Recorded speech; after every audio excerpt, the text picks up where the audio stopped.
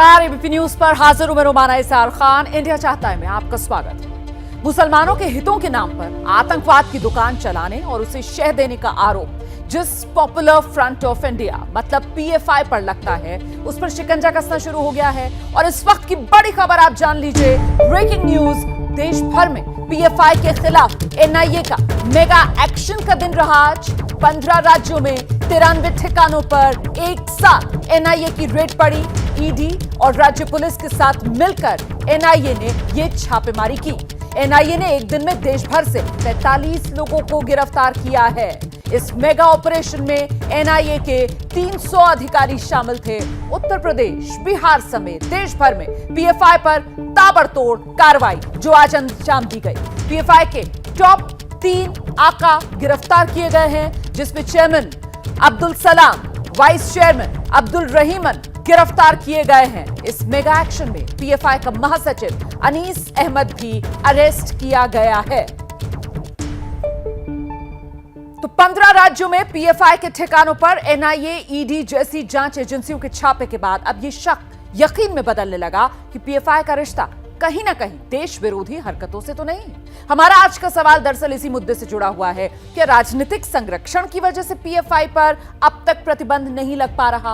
आप ABP news के Twitter handle @ABP news पर जाकर अपना जवाब जरूर दीजिएगा। आपका जवाब फाइनल शो के आखिर में मैं जरूर दिखाऊंगी। तो आज दे दनादन छापों का दिन रहा। छापों में पीएफआई से जुड़े तमाम दस्तावेज बरामद किए गए। टेरर फंडिंग के चक्कर में 100 से ज्यादा लोग जो इस मामले में गिरफ्तार किए गए हैं। आज आपके सामने पीएफआई के आतंकी खेल का पूरा एक्सरे हम रखने जा रहे हैं। छापे की वजह डिकोड होगी, मॉड्यूल का खुलासा किया जाएगा, मोडस ऑपरेंडी का राज खोलेंगे हम। आतंक का चेहरा कैसे बेनकाब होगा ये भी दिखाएंगे आपको। पैसों का सच भी सामने आएगा, आकाओं के किरदार खुलेंगे और सरकार के एक्शन का एक एक पन्ना आपके सामने रखेंगे हम। तो चाहे वो फुलवारी शरीफ में आतंकी ट्रेनिंग कैंप का मामला हो या राजस्थान के करौली में सांप्रदायिक हिंसा का या फिर सरतन से जुदा वाले मामले हो, सबने पीएफआई का नाम रखा है सामने। जब पानी सर से ऊपर आने लगा तो फिर जांच एजेंसियों ने छापा मारा और उसमें क्या क्या निकला, इसके लिए देखिए ये एक्सक्लूसिव रिपोर्ट।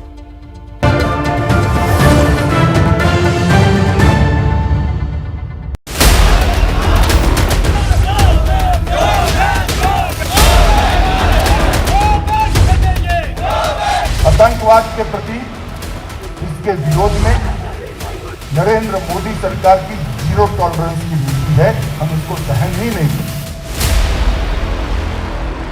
13 राज्य, 2 केंद्र शासित प्रदेश,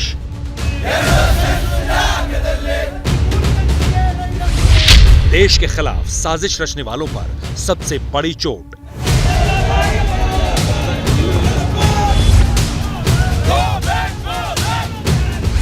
आधी रात को एनआईए का एक्शन,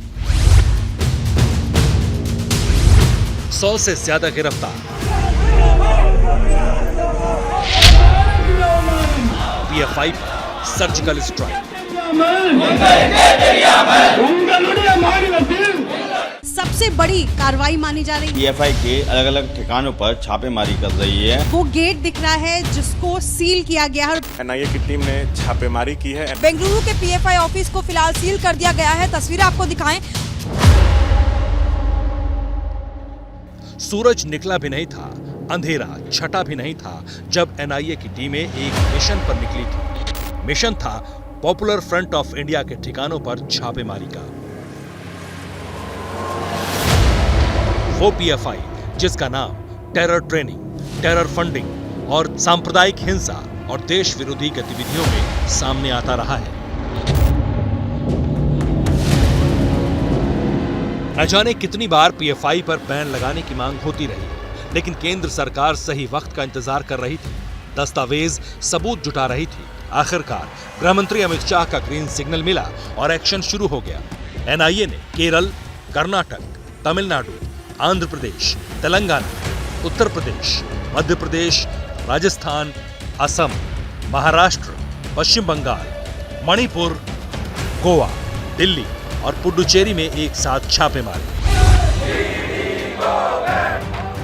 पीएफआई का गढ़ कहे जाने वाले केरल में 50 ठिकानों पर रेड हुई, जिसमें पीएफआई और उससे जुड़े हुए संगठनों के दफ्तर और पदाधिकारियों के घर शामिल थे। इसी तरह देश के अलग अलग हिस्सों में भी छापेमारी की गई। आतंकवाद पर देश की जांच एजेंसियों का सबसे बड़ा प्रहार। देश के करीब 13 राज्यों में पीएफआई के दफ्तर पर ताबड़तोड़ छापेमारी जो है वो देखने को मिल रही है और जो जानकारी सामने निकल कर आ रही है उसके मुताबिक 100 से ज़्यादा लोगों को अब तक जो है वो केंद्रीय जांच एजेंसियां हिरासत में ले चुके हैं, गिरफ्तार कर चुके हैं। इस वक्त जो तस्वीरें मैं आपको दिखा रहा हूँ नवी मुंबई के सेक्टर 23 की तस्वीर है, जहाँ पर पीएफआई का ये दफ्तर है और यहाँ पर करीब रात 1:30 बजे से छापेमारी जो है वो की जा रही है। इस वक्त मैं दिल्ली के शाहीन बाग स्थित पीएफआई दफ्तर के बाहर मौजूद हूँ और किस तरह आज सुबह जब एनआईए की टीम यहाँ पर पहुंची तो दफ्तर को सील कर दिया गया। ये तस्वीर आपको दिखाएंगे, लेकिन ये सबसे बड़ी कार्रवाई मानी जा रही है और ये सामने आपको दफ्तर का वो गेट दिख रहा है जिसको सील किया गया है और बताया जा रहा है कि एनआईए, ईडी और साथ साथ स्टेट पुलिस यानी दिल्ली पुलिस की तरफ से ये तीनों मिलकर के ये जो बड़ी कार्रवाई हुई है उसका जीता जागता उदाहरण ये जो ताला जड़ा हुआ है ये आप इस वक्त देख सकते हैं। पीएफआई का ये राष्ट्रीय दफ्तर था यानी नेशनल ऑफिस था। देश भर में चल रही पीएफआई पर एनआईए की रेड के बीच बेंगलुरु के पीएफआई ऑफिस को फिलहाल सील कर दिया गया है। तस्वीरें आपको दिखाएं तो आप देख सकते हैं कि ये बेंगलुरु के एसके गार्डन के पीएफआई ऑफिस की तस्वीरें हैं जिसे फिलहाल सील कर दिया गया है। और साथ ही सूत्रों के हवाले से ये खबर जरूर आ रही है कि अनीस अहमद खान जो कि नेशनल सेक्रेटरी है उसे भी डिटेन किया गया। हालांकि अब तक औपचारिक तौर पर एनआईए के स्टेटमेंट का इंतजार करना होगा, लेकिन इस बीच प्रोटेस्ट भी यहाँ पर देखे गए थे लगातार। पीएफआई का दफ्तर है, उस पर एनआईए की छापेमारी चल रही है। देखिए इस वक्त पूर्णिया में जो पीएफआई का दफ्तर है उसी के ठीक आगे खड़ा है। यहाँ पर एनआईए की टीम मौजूद है, साथ में स्थानीय पुलिस भी है। ये पीएफआई का यहाँ पे बहुत पुराना जो है कार्यालय है, यहीं पर छापेमारी हो रही जो हमारे सोर्सेज बता रहे हैं और कागजातों को खंगाला जा रहा है। पटना में फुलवारी शरीफ में टेरर मॉड्यूल का खुलासा हुआ था जहाँ पे पीएफआई में ट्रेनिंग की आड़ में आतंकी ट्रेनिंग दी जा रही थी और 2047 तक भारत को मुस्लिम राष्ट्र बनाने की साजिश चल रही थी। इसमें कई लोगों की गिरफ्तारी हुई थी, कई लोगों पर एफआईआर हुआ था, उनका कनेक्शन सीमांचल से था। पूर्णिया सीमांचल में आते थे, अभी भी कई लोग फरार हैं। छापेमारी में केरल से 22 लोग गिरफ्तार किए गए, कर्नाटक से 20, महाराष्ट्र से 22, तमिलनाडु से 10, असम से 9, यूपी से 8, मध्य प्रदेश से 4, दिल्ली से 3 और राजस्थान से 2 लोगों की गिरफ्तारी हुई है। पीएफआई की टॉप लीडरशिप को भी एनआईए ने गिरफ्तार कर लिया है। गिरफ्तार होने वालों में पीएफआई का नेशनल चेयरमैन ओमा सलाम, राष्ट्रीय सचिव Nazruddin, national council member professor B Koya और दिल्ली पीएफआई अध्यक्ष परवेज अहमद शामिल हैं। कई जगह पर एनआईए को विरोध प्रदर्शन का सामना भी करना पड़ा।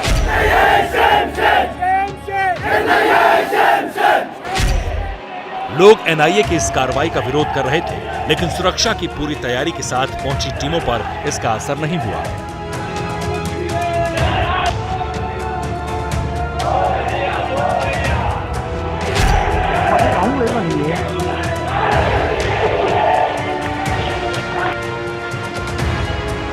लंबे वक्त से पीएफआई जांच एजेंसियों के रडार पर है। सरकार ने पीएफआई पर कार्रवाई का मन बना लिया था और फिर शुरू हुई ऑपरेशन पीएफआई की तैयारी। आपको बताते हैं कि एनआईए के इन छापों की इनसाइड स्टोरी क्या है।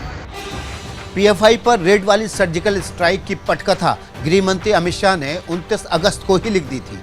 बिहार के फुलवारी शरीफ में पीएफआई के नेटवर्क का मॉड्यूल पकड़े जाने के बाद अमित शाह ने तमाम सिक्योरिटी एजेंसियों को पीएफआई के नेटवर्क और टेरर फंडिंग पर शिकंजा कसने के निर्देश दिए थे। 29 अगस्त को ही गृह मंत्री अमित शाह के सामने पीएफआई और उसके सहयोगी संगठनों के शुरुआती डोजियर को भी रखा गया था। शाह के इस एक्शन के पीछे उनकी मंशा देश विरोधी गतिविधियों में शामिल पीएफआई के काडर, फंडिंग और नेटवर्क को तोड़ना है।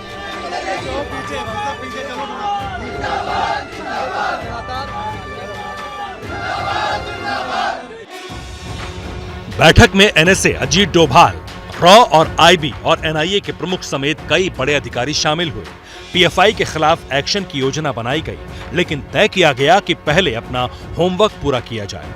बैठक के बाद ईडी को पीएफआई की फंडिंग, विदेश से मदद और अवैध लेनदेन से जुड़ी रिपोर्ट तैयार करने को कहा गया। एक्शन के लिए राज्यों की पुलिस को भी योजना में शामिल किया गया। अमित शाह लगातार रेड की मॉनिटरिंग कर रहे थे। एनएसए, अजीत डोभाल और अधिकारियों के साथ बैठक में उन्होंने साफ किया कि आतंक के खिलाफ उनकी नीति जीरो टॉलरेंस की है। पीएफआई लगातार सवालों के घेरे में है। देश में कहीं भी आग लगती है तो उसके पीछे पीएफआई का नाम जरूर आता है। अब पीएफआई पर हुए इस एक्शन से सामाजिक संस्था की आड़ में टेरर फैलाने का जो षड्यंत्र चल रहा है उस पर बड़ा खुलासा होने की उम्मीद है। पीएफआई के दफ्तरों पर ताला डाल दिया गया है। अब इसके नेटवर्क के खत्म होने का वक्त आ गया है। तो देश भर में एक साथ पीएफआई पर यह सबसे बड़ा एक्शन और इसी मामले से जुड़ी ब्रेकिंग न्यूज भी आ रही है जो लगातार हम आप तक पहुंचा रहे हैं। इस वक्त की बड़ी खबर जानिए आप। पीएफआई छापेमारी के बहाने आरजेडी, राष्ट्रीय जनता दल, जो लालू प्रसाद यादव की पार्टी है, उस पर बरसे केंद्रीय मंत्री गिरिराज सिंह। एपीपी न्यूज से बातचीत में आरजेडी को ही सिमी बता दिया। आरजेडी ही सिमी है, सिमी का नया रूप पीएफआई है, ये कहना है गिरिराज सिंह का। गिरिराज सिंह ने कहा पीएफआई को बिहार सरकार का समर्थन है। तो आज एनआईए ने बिहार में भी पीएफआई के ठिकानों पर छापेमारी की है। अब आपको सुनाते हैं क्या कह रहे हैं गिरिराज सिंह। लोग कहते हैं कि सिमी पर जब बैन हुआ तो सिमी को बंद करके पीएफआई बनाया। तो ये सिमी को जब बंद हुआ था उसमें लालू यादव का राज था। ये बिहार खास करके स्लीपर सेल आतंकवादियों के लिए बनते जा रहा है। राजनीतिक संरक्षण है और ये संरक्षण के कारण यहाँ फलता फूलता है। और 13 राज्यों में फुलवारी शरीफ में जो कागजात मिले 13 जिलों से। देखिए, पीएफआई के ठिकानों पर जांच एजेंसियों के छापे आज पड़े तो एक से बढ़कर एक खुलासे होते चले गए। एबीपी न्यूज को अब यह जानकारी मिल रही है कि पीएफआई के ठिकानों पर रेड में एनआईए को बड़ी कामयाबी मिली है। इस वक्त की बड़ी खबर जानिए। एनआईए को बड़ी कामयाबी मिली आज की रेड में। भारी कैश, डॉक्यूमेंट्स, तेजधार हथियार, ये सब बरामद किया है जांच एजेंसी ने। यहां तक कि आपत्तिजनक सामग्री और इलेक्ट्रॉनिक डिवाइस भी जब्त किए गए हैं। टेरर फंडिंग को लेकर पीएफआई पर एनआईए ने यह शिकंजा कसा है। पीएफआई के ठिकानों पर रेड में एनआईए को बड़ी कामयाबी। भारी कैश, कागजात, तेजधार हथियार जो जांच एजेंसी ने बरामद किए हैं, आपत्तिजनक सामग्री और इलेक्ट्रॉनिक डिवाइस भी बरामद किए गए हैं। टेरर फंडिंग को लेकर पीएफआई पर एनआईए ने शिकंजा कसा है। 5 महीने की जांच और खुफिया जानकारी के बाद एनआईए की आज की ये रेड जो अंजाम दी गई। तो पीएफआई ने केरल में बने देसी कटार तलवारों की सप्लाई बाकायदा राजस्थान तक की थी। ये काम कैसे होता था, आखिर कैसे पीएफआई अपना नेटवर्क चलाता था, उसका मॉड्यूल था क्या, नौजवानों की भर्ती वो कैसे करता था, कराटे क्लास के नाम पर कैसे दी जाती थी टेरर की ट्रेनिंग, आज इसी पर बड़ा खुलासा। हमारी एक्सक्लूसिव रिपोर्ट।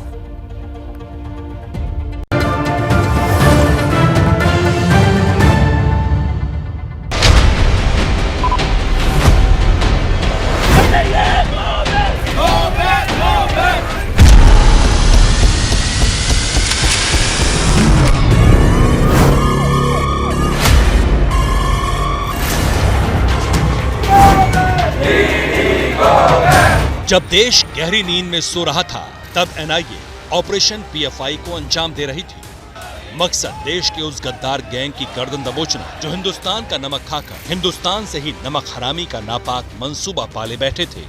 देश भर से गिरफ्तार या हिरासत में लिए गए ये उन संदिग्धों के चेहरे हैं जिन पर आरोप है कि ये नौजवानों को मौत की मशीन बना रहे थे, गरीब नौजवानों का ब्रेन वॉश कर रहे थे और 2047 तक हिंदुस्तान को इस्लामिक राष्ट्र बनाने के मंसूबे से काम कर रहे थे। 23 राज्यों में पैर फैला चुकी पीएफआई पर यह अब तक की सबसे बड़ी कार्रवाई है और जो खबरें छनकर सामने आ रही हैं वो बड़े खतरे का संकेत दे रही हैं। आज इस खतरे की हर परत हम बारी बारी खोलेंगे, बताएंगे कि कैसे पीएफआई के तमाम नेता धर्म का चोला ओढ़ करके देश में आतंक की एक नई ब्रिगेड तैयार कर रहे थे। साथ ही ये भी बताएंगे कि कैसे केरल से हथियारों का जखीरा देश के अलग अलग राज्यों में भेजा जा रहा था। एनआईए की नजर पीएफआई पर कई दिनों से गड़ी थी, लेकिन आज की रेड की बुनियाद पड़ी इसी साल जुलाई में, जब एनआईए को 2 बड़ी कामयाबी मिली। पहली पटना के फुलवारी शरीफ में हुई छापेमारी में, जब पीएफआई दफ्तर से हिंदुस्तान को 2047 तक इस्लामिक राष्ट्र बनाने का 7 पन्नों का दस्तावेज मिला। जो पीएफआई का दफ्तर है उस पर एनआईए की छापेमारी चल रही है। देख ही सकते हैं पूर्णिया में जो पीएफआई का दफ्तर है उसी के ठीक आगे खड़ा है। यहाँ पर एनआईए की टीम मौजूद है। इस कागजातों को खंगाला जा रहा है। पटना में फुलवारी शरीफ में टेरर मॉड्यूल का खुलासा हुआ था, जहाँ पे पीएफआई में ट्रेनिंग की आड़ में आतंकी ट्रेनिंग दी जा रही थी। यहाँ सीमांचल में आते उसमें अभी भी कई लोग फरार हैं। इस मामले में ही जो एनआईए की टीम है यहाँ पे छापेमारी कर। दूसरी कामयाबी 4 जुलाई को मिली, जब अब्दुल खादर नाम का संदिग्ध एनआईए के हत्थे चढ़ा। अब्दुल खादर ने ही पीएफआई के आतंकी ब्रिगेड का ब्लूप्रिंट एनआईए को दिया। अब्दुल खादर पीएफआई का एक छोटा प्यादा है, लेकिन जब एनआईए ने उससे सख्ती से पूछताछ की तो उसने जो राज उगले उससे एजेंसियों के कान खड़े हो गए। अब एनआईए की जांच रिपोर्ट के इस पन्ने में लिखे कुछ शब्दों को ध्यान से देखिए। लिखा है नान चौक, आगे लिखा है चाकू, फिर लिखा है दराती। इन जानलेवा हथियारों का इस्तेमाल कैसे करना है, ये सब कुछ पीएफआई की पाठशाला में सिखाया जाता था और ये सारा काम कराटे ट्रेनिंग के नाम पर चोरी छिपे होता था। लेकिन अब एनआईए की जांच में इस आतंकी मॉड्यूल का कच्चा चिट्ठा खुल चुका है। जांच रिपोर्ट के मुताबिक तेलंगाना के निजामाबाद में अब्दुल खादर अपनी छत पर ट्रेनिंग सेंटर चलाता था। छोटे छोटे बैच में नौजवानों को बांट दिया जाता था। हर बैच को हथियार चलाने के लिए 5-5 दिन की आतंकी ट्रेनिंग दी जाती थी। ट्रेनिंग के बदले अब्दुल खादर को पीएफआई से मोटी रकम मिलती थी। इस बात का ध्यान रखा जाता था कि सारे नौजवान धर्म विशेष के ही हों। फेसबुक और ट्विटर जैसे सोशल मीडिया प्लेटफॉर्म के जरिए उन्हें ढूंढा जाता था। धर्म के नाम पर बरगलाया जाता था, फिर ट्रेनिंग के लिए बुलाया जाता था। कराटे ट्रेनिंग के नाम पर करीबन 300 युवाओं को बरगलाने की जानकारी अब तक एनआईए के सामने आ चुकी है। एनआईए को मिली जानकारी के मुताबिक कराटे ट्रेनिंग के नाम पर एक धर्म विशेष के खिलाफ इन नौजवानों में नफरत का बीज बोया जा रहा था। इस कराटे ट्रेनिंग के दौरान धार्मिक उन्माद वाले भाषण दिए जाते थे। अब्दुल खादर की निशानदेही पर पीएफआई के 4 अन्य लीडर्स की फिलहाल अब तक गिरफ्तारी हो चुकी है। सेंटर से निकलने के बाद वो नौजवान अपने अपने इलाकों में फैल जाते थे, भीड़ का हिस्सा बन जाते थे और पीएफआई ये काम सालों से करता आ रहा था। लेकिन पीएफआई की कमर तोड़ने का काम आज से शुरू हो गया है। वरुण जैन की रिपोर्ट। दरअसल पीएफआई के ठिकानों में आज हुई रेड, एनआईए और ईडी की जॉइंट रेड थी। अब एक और बड़ी खबर जानिए आप। दरअसल इस वक्त बड़ी खबर यह है कि केरल में 39 पीएफआई ठिकानों पर एनआईए का छापा पड़ा है। वहीं अगर तमिलनाडु की बात की जाए, वहां 16 पीएफआई के ठिकानों पर छापेमारी हुई। इसके अलावा एक और दक्षिण भारतीय राज्य है कर्नाटक, वहां 12 ठिकानों पर रेड पड़े हैं। आंध्र प्रदेश, तेलंगाना, यूपी, राजस्थान, दिल्ली में भी शिकंजा का साज। मध्य प्रदेश, महाराष्ट्र, बंगाल, बिहार में भी पीएफआई के ठिकानों पर छापेमारी हुई है। तो अलग अलग केसेस जिनको आधार बनाकर 45 पीएफआई कार्यकर्ता जो एनआईए ने गिरफ्तार किए हैं। दरअसल जांच एजेंसियों को भी इस बात का अंदाजा है कि यहां बैठे पीएफआई के जो लीडर हैं वो तो महज मोहरा हैं। इनकी डोर जो है वो दरअसल किसी और के हाथ में है, और वो हाथ जो विदेशों से फंडिंग कर इनका इस्तेमाल आग लगाने के लिए कर रहे हैं। आखिर कौन है विदेश में बैठे वो आका? देखिए ये एक्सक्लूसिव रिपोर्ट।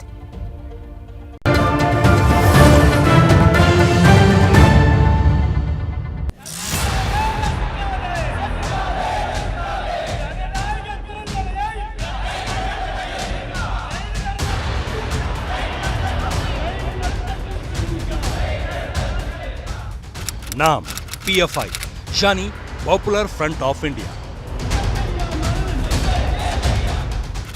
मुखौटा मुस्लिमों के हक की लड़ाई लड़।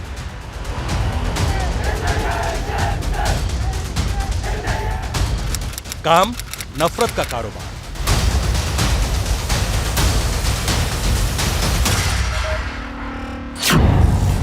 हत्या, सांप्रदायिक हिंसा भड़काने जैसे कई आरोप पीएफआई पर हैं। केरल हाईकोर्ट पीएफआई को चरमपंथी संगठन कह चुका है, लेकिन उसके बावजूद पीएफआई अपना नेटवर्क बढ़ाता जा रहा है। दक्षिण भारत से शुरू हुआ पीएफआई अब देश के 23 राज्यों में अपनी पकड़ बना चुका है। ये संयोग था या नफरत वाला प्रयोग की आतंकी संगठन सिमी पर साल 2006 में प्रतिबंध लगा दिया गया और साल 2007 में प्रतिबंध के कुछ महीने बाद ही पीएफआई अस्तित्व में आया। इसने पहले दक्षिण भारत में अपनी पकड़ मजबूत की और अब उसका नेटवर्क उत्तर भारत के कई राज्यों में है। पीएफआई वैसे ही काम कर रहा है जैसे सिमी करता था, लेकिन इसके अपने अलग अलग विंग तैयार किए हैं। सामाजिक संगठन से आगे जाकर ये राजनीतिक रूप से भी ताकत हासिल करने की कोशिश में है और इसलिए उसने बनाई अपनी राजनीतिक विंग SDPI यानी social democratic party of India. PFI का नेटवर्क देश भर में फैलाने के पीछे उसके चीफ ओसा सलाम का दिमाग है। 2020 तक ये केरल के बिजली विभाग में असिस्टेंट था, लेकिन उसे गंभीर संदिग्ध गतिविधियों के आरोप में निलंबित कर दिया गया। जांच में पाया गया कि सलाम कई बार बिना इजाजत विदेश यात्रा कर चुका है। दरअसल विदेश से PFI का लिंक ही इसके पूरे टेरर मॉड्यूल को जोड़ता है। विदेशी फंडिंग का इस्तेमाल कैडर तैयार करने में होता है जिन्हें नफरत की आग में झोंका जा सके। PFI का मंसूबा भी फुलवारी शरीफ से मिले उसके इंटरनल डॉक्यूमेंट से साफ हो गया, भारत को इस्लामिक राष्ट्र में बदलना।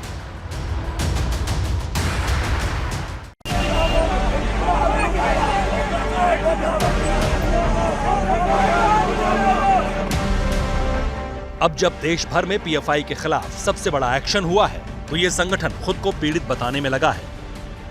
PFI देश भर में NIA और ED के छापों और उसके कार्यकर्ताओं, नेताओं की गिरफ्तारी की निंदा करता है। NIA के बेबुनियाद आरोपों का मकसद आतंक का माहौल तैयार करना है। PFI कभी भी केंद्र सरकार की कठपुतली बनी केंद्रीय एजेंसियों की कार्रवाई के आगे झुकेगा नहीं। हम अपने प्यारे देश की प्रजातांत्रिक व्यवस्था और संविधान की आत्मा को बनाए रखने के लिए मजबूती से खड़े रहेंगे।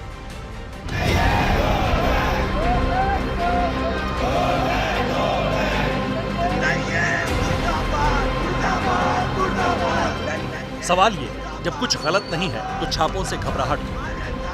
PFI पर छापों का कई दल स्वागत कर रहे हैं तो कुछ सवाल भी खड़े कर रहे हैं।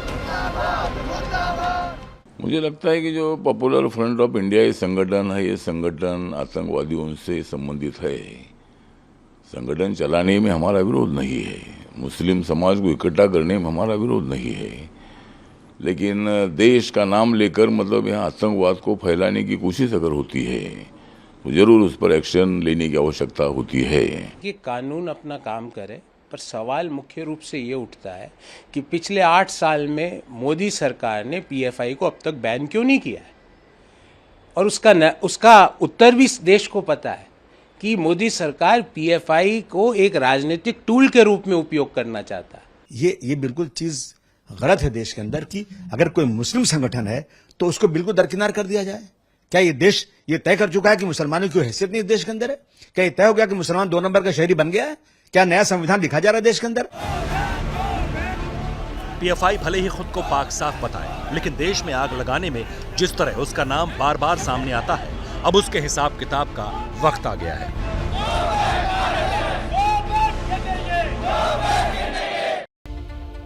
और अब इस वक्त की एक और बड़ी खबर जानिए आप, जो दिल्ली से सटे हरियाणा के गुरुग्राम से आ रही है। जानकारी ये सामने आ रही है कि गुरुग्राम का इस वक्त बुरा हाल है। ये तस्वीरें आप देख रहे हैं, दरअसल बारिश की मार और उसके बाद जल जमाव, जिसकी वजह से ट्रैफिक इस वक्त गुरुग्राम में रेंगता हुआ नजर आ रहा है।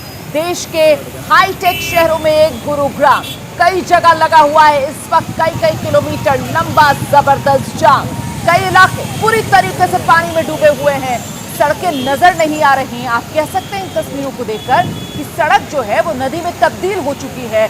जहां तक नजर जा रही है, दूर दूर तक सिर्फ और सिर्फ लबालब पानी बहता हुआ नजर आ रहा है। और इसी पानी के जमाव की वजह से जरा देखिए ट्रैफिक का क्या हाल है। ये शाम का वक्त होता है जब जाहिर सी बात है दफ्तर का वक्त खत्म होता है, लोग दफ्तरों से अपने घर के लिए निकलते हैं, रश आवर माना जाता है। शाम में इस वक्त यूं भी पीक ट्रैफिक होता है और ऐसे में अगर सड़क दिखे ही ना, सड़क पर लबालब पानी भर जाए तो मुश्किल बढ़ती है। और उसी मुश्किल में इस वक्त घिरा हुआ गुरुग्राम नजर आ रहा है, क्योंकि गुरुग्राम में सड़क कहीं दिख नहीं रही, नदी में तब्दील सड़क हो चुकी है और उसी में रेंगती हुई या कहें आप तैरती हुई सी ये गाड़ियां नजर आ रही हैं। और लंबा लंबा जाम जो गुरुग्राम में लगा हुआ है, कई किलोमीटर लंबा जाम है। कई गाड़ियां पानी में डूब गई हैं, गाड़ियां पानी में डूब गई, बंद पड़ गई, उसकी वजह से भी ट्रैफिक की समस्या देखने के लिए मिल रही है।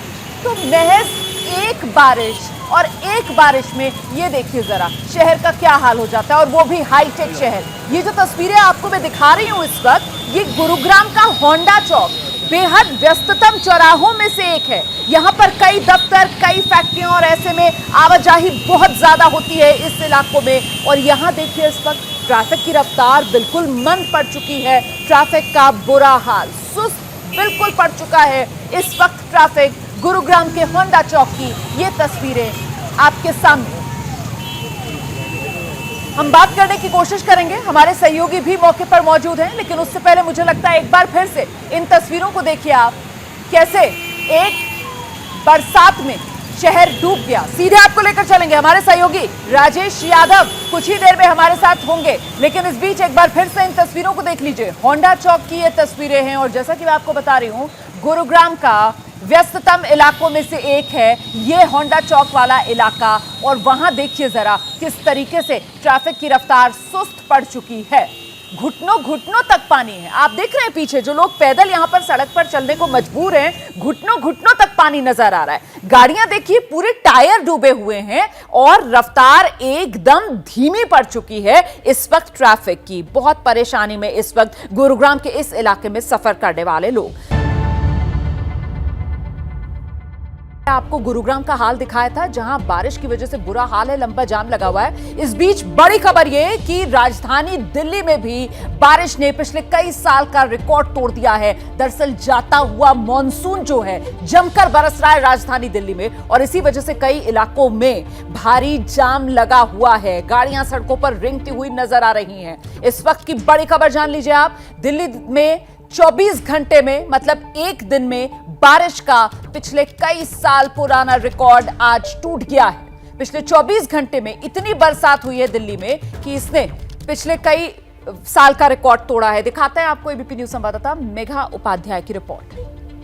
लगातार पिछले 2 दिनों से दिल्ली में बारिश हो रही है और बारिश की जहां एक तरफ दिल्ली वासियों को गर्मी और उमस से राहत मिली है, वहीं जो बारिश की समस्या है वो ट्रैफिक जाम जो बहुत ज्यादा दिल्ली में लगा हुआ है।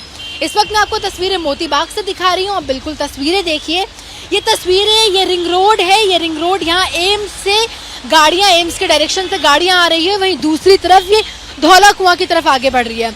आप देखिए तस्वीरों में कि गाड़ियों की लंबी कतार और गाड़ियाँ रेंग रही है। रफ्तार जो गाड़ियों की है काफ़ी ज़्यादा सुस्त, काफ़ी ज़्यादा स्लो। मैं आपको एक बार दूसरी तरफ की तस्वीरें भी दिखाना चाहूँगी।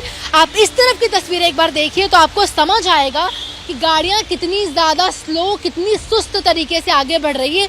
गाड़ियाँ सड़कों पर रेंग रही है और ये कई घंटों का जो जाम है, कई घंटों के जाम के बाद अभी बारिश कम हुई है, उसके बाद के ये जो हालात हैं। एक बार आप देखिए अभी जो गाड़ियाँ हैं और ज़्यादा स्लो हो गई है, गाड़ियाँ कह सकते हैं कि रुक गई है। लगातार ये जो ट्रैफिक जाम है दिल्ली के अलग अलग इलाकों से देखा जा सकता है। कई इलाकों में ट्रैफिक जाम है, वहीं कई इलाकों में गाड़ियों की रफ्तार काफ़ी ज़्यादा धीमी है। ये शाम का वक्त है, तकरीबन 8 बजे, और हालात कुछ यूँ है कि गाड़ियों के पास जाने के लिए यानी कि ट्रैफिक जाम की वजह से वो कई जगह फंसे हुए हैं। कैमरा पर्सन अरविंद कुमार के साथ मेघा उपाध्याय, एबीपी न्यूज़ दिल्ली। गृहमंत्री अमित शाह कल बिहार के सीमांचल जा रहे हैं, लेकिन उससे पहले बिहार में सियासी हलचल काफी तेज हो गई है। लालू प्रसाद यादव, तेजस्वी यादव से लेकर आरजेडी के तमाम जो बड़े नेता हैं, मंत्री हैं, वो ये कह रहे हैं कि अमित शाह जो हैं वो दरअसल बिहार माहौल बिगाड़ने के लिए आ रहे हैं। आरजेडी के नेता तो यहां तक कह रहे हैं कि केंद्र सरकार सीमांचल को बिहार से अलग कर केंद्र शासित राज्य बनाना चाहती है, लेकिन बीजेपी कह रही है कि माहौल तो महागठबंधन ने बिगाड़ा हुआ है। इस सब के बीच सीमांचल पर आखिरकार कंफ्यूजन क्यों बना हुआ है, इसे समझने के लिए ये एक्सक्लूसिव रिपोर्ट।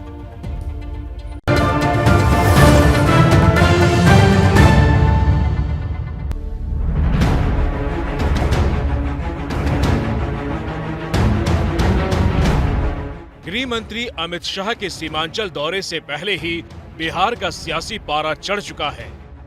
हंगामा इस बात पर बरपा है कि अमित शाह बिहार क्यों आ रहे हैं, और वो भी सीमांचल में जहां मुस्लिम आबादी का दबदबा है। आरजेडी सुप्रीमो लालू यादव पहले ही अपनी पार्टी और कार्यकर्ताओं को आगाह कर चुके हैं। अररिया के इलाका में शाह आके घूम रहे हैं, जरूर के मन में काज बनाया चाहता है लोग आपस में लगा के। हम लोग सजग हैं, नीतीश कुमार सजग हैं। नीतीश कुमार ने जब से बिहार में बीजेपी का साथ छोड़ा है, उसके बाद से गृह मंत्री अमित शाह का ये पहला दौरा है, और वो भी राजधानी पटना या किसी दूसरे इलाके में नहीं, बल्कि सीधे सीमांचल में। तो अटकलों का बाजार गर्म है कि क्या सीमांचल वाले हिस्से को बिहार से अलग किया जा सकता है? क्या सीमांचल को केंद्र शासित राज्य बनाया जा सकता है? क्या सीमांचल अब बिहार को साधने के लिए बीजेपी की नई प्रयोगशाला बनने वाला है? इन अटकलों को हवा तब मिली जब बिहार सरकार और सरकार में शामिल आरजेडी के नेता इस बात को सरेआम उठाने लगे। बीजेपी जो चाह रही है बिहार के ताना बाना को खराब करने के लिए, आपसी भाईचारा और जो मोहब्बत सभी धर्मों के बीच में है, इसे खराब करने का प्रयास अगर बीजेपी करेगी तो बीजेपी को भारी नुकसान होगा।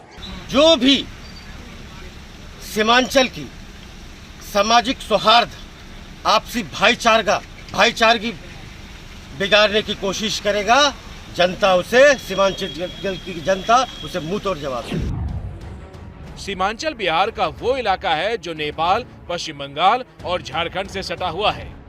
इस सीमांचल में बिहार के 4 जिले आते हैं: पूर्णिया, किशनगंज, अररिया और कटिहार। पूरे सीमांचल में मुस्लिम आबादी करीब 46% है। इनमें किशनगंज में 68%, कटिहार में 44%, अररिया में 43% और पूर्णिया में 38% मुस्लिम आबादी है।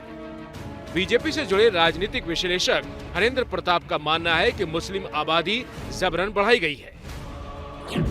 वहां पर हिंदू 61 से 71 के बीच में 13.25 बढ़े तो मुसलमान बढ़े 64.57, और परिणाम क्या हुआ कि जो हिंदू बहुल था, ये किशनगंज और टेढ़ागाछी, ये दोनों अब मुस्लिम बहुल हो गया और उसके 7 प्रखंड अब मुस्लिम बहुल हो गए। बिहार में सरकार चला रहे गठबंधन को लगता है कि इस वक्त सीमांचल में अमित शाह का आना वोटों के ध्रुवीकरण का एक बहाना है। लेकिन बीजेपी पूछ रही है कि क्या सीमांचल हिंदुस्तान से बाहर है क्या? पूर्णिया भारत का अंग नहीं है, बिहार का अंग नहीं है, और गृह मंत्री देश के गृह मंत्री हैं और भारतीय जनता पार्टी के पूर्व राष्ट्रीय अध्यक्ष हैं। तो हमें पूर्णिया हमसे अलग नहीं है, नहीं ये पाकिस्तान है न बांग्लादेश है। मैंने सुना है कि परेशान हैं लालू जी, नीतीश कुमार जी और उप मुख्यमंत्री तेजस्वी जी। क्यों आ रहे हैं गृह मंत्री जी? तो क्या गृह मंत्री जी को बिहार में आने के लिए लालू जी और नीतीश जी से वीजा देना पड़ेगा क्या? दरअसल सीमांचल राजनीतिक विवादों से भी भरा रहा है और सांप्रदायिक सवालों से भी। यहाँ पीएफआई के कनेक्शन की बात आई, यहाँ स्कूलों में रविवार की जगह शुक्रवार की छुट्टी की बात आई। इसको ओवैसी ने अपना सियासी प्रयोगशाला बनाया और कामयाब रहे, और ये इलाका सांप्रदायिक रूप से काफी संवेदनशील है। उल जुलूल बात करेंगे, अमित शाह जी आएंगे, क्या बोलेंगे? जंगल राज आ गया, यही बोलेंगे, है ना? क्या बोलेंगे? हर जगह एनआईए का छापा पड़ रहा है। मुसलमानों के खिलाफ बोलेंगे, हिंदुओं को भड़काएंगे। 2024 का चुनाव सिर पर है और बीजेपी के लिए अब 2019 नहीं बल्कि 2014 की जीत को दोहराने की चुनौती है, क्योंकि 2019 में जेडीयू से गठबंधन था, जबकि 2014 में जेडीयू पार्टी अलग थी। इस बार बीजेपी अकेले है, इसलिए वो पार्टी छोड़कर जाने वाले पुराने नेताओं को फिर से जोड़ने की कोशिश कर रही है। इसलिए बहुत मुमकिन है कि अमित शाह की सभा में भूले भटके कई पुराने नेता फिर से बीजेपी में आ जाएं। और अब बारी है आज की लीड स्टोरी पर आपकी राय जानने की। हमारा आज का सवाल ये था, क्या राजनीतिक संरक्षण की वजह से PFI popular front of India पर अब तक प्रतिबंध नहीं लग पा रहा? और आपका जवाब आंकड़ों में सामने है। 81% लोग इस बात से सहमत हैं, मतलब उनको लग रहा है कि हाँ, राजनीतिक संरक्षण की वजह से पीएफआई पर अब तक बैन नहीं लग पाया। हालांकि 19% लोगों ने ना में जवाब दिया है। अब इंडिया चाहता है में कल आपसे फिर मुलाकात होगी। क्या मजबूरी है मेरी, बताइए। मैं अभी आपको बताती हूँ कि मैंने ओए होए होए होए नमकीन के चटकारे लेते हुए टकटकी मार के डिबेट शो को पॉज रिपीट कर करके देख रहे हैं जोगिंदर जी। इनकी तरह आप भी देखें अपनी फेवरेट डिबेट्स को रिपीट कर और डाउनलोड कीजिए एबीपी लाइव ऐप अपने स्मार्ट टीवी पर।